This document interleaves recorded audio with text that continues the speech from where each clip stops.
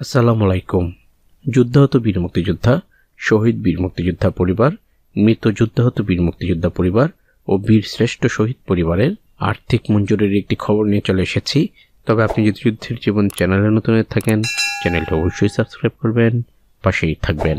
মুক্তিযুদ্ধ বিষয়ক মন্ত্রণালয়ের চলতি 2024-25 অর্থ বছরের বাজেটে যুদ্ধাহত, শহীদ এবং খেতাপ্রাপ্ত বীর মুক্তিযোদ্ধাদের জন্য সম্মানী ভাতার আর্থিক মঞ্জুরি জ্ঞাপন করা হয়েছে। দ্বিতীয় কিস্তি জানুয়ারি থেকে জুন 2025 পর্যন্ত মোট 6 মাসের জন্য এই সম্মানী ভাতার আর্থিক মঞ্জুরি জ্ঞাপন করা হয়। এই সম্মানী ভাতার ক্ষেত্রে দুটি ভাগে ভাগ করা হয় উল্লেখিত বীর মুক্তিযোদ্ধাগণের তালিকা। প্রথম ভাগে রয়েছে যুদ্ধাহত বীর মুক্তিযোদ্ধা, শহীদ বীর মুক্তিযোদ্ধা পরিবার, মৃত যুদ্ধাহত বীর মুক্তিযোদ্ধা পরিবার ও বীর শ্রেষ্ঠ শহীদ পরিবার।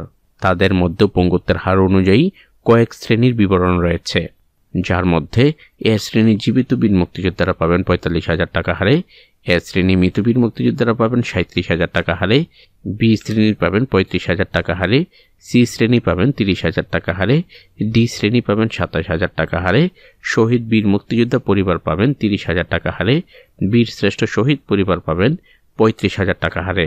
আবার খেতাপ্রাপ্ত বীর মুক্তিযোদ্ধা এবং মৃত খেতাপ্রাপ্ত বীর মুক্তিযোদ্ধা পরিবারের জন্য বরাদ্দ রাখা হয়েছে জানুয়ারি থেকে জুন 2025-এর সম্মানী ভাতা, যার মধ্যে বীর উত্তম পাবে 25,000 টাকা করে, বীর বিক্রম পাবে 20,000 টাকা করে, বীর প্রতীক পাবে 20,000 টাকা করে।